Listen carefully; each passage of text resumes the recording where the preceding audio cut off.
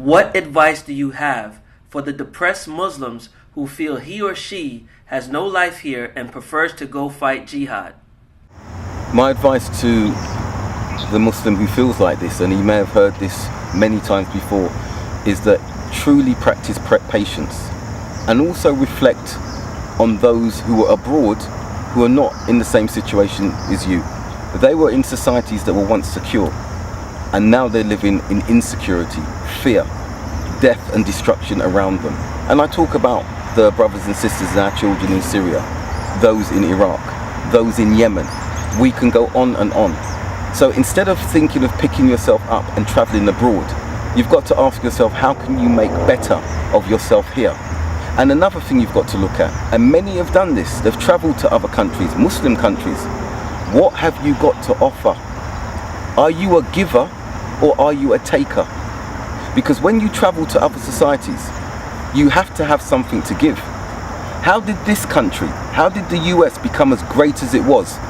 Did individuals emigrate here and just sit, or did they come and contribute to build what we have now in this country? Did they emigrate to other lands to sit and take, or did they build when they went to those countries? When we look at the hijrah of the Sahaba at the time of the Prophet ﷺ, what did they do? When they moved to Medina from Mecca, did they just sit and take because they wanted to remove depression from themselves? Some of them didn't want to move from Mecca because they had everything there. But they emigrated, they did the hijrah, they went to Medina, and they contributed to the first Muslim society that we have come to know. And this is something that we always hearken back to, the time of the Prophet ﷺ, the time of the companions. So my advice to you is this: again, be patient, take little steps, because when you've looked back, you'll see that there's a multitude of steps and you've made advancement. You may not move at the same pace as somebody else, but then again, there are others who will not move at your pace. You want to get married, then put yourself in a personal, spiritual, psychological, economical position that you can marry and get the fruits of marriage. But if you haven't got anything to give within yourself because of your character, because of your failure to look and be introspective, that depression will continue. Looking in the mirror is not easy, it's a difficult thing.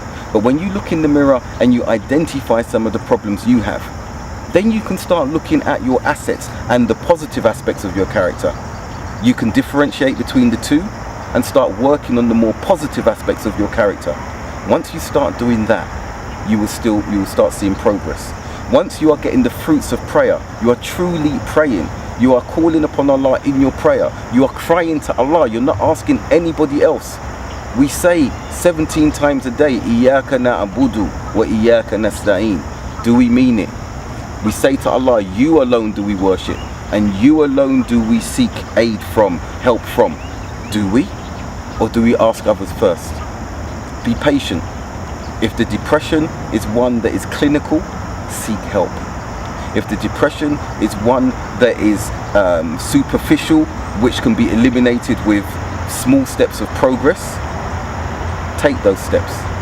Take those steps and be patient every time, and know that there's always someone worse off than you.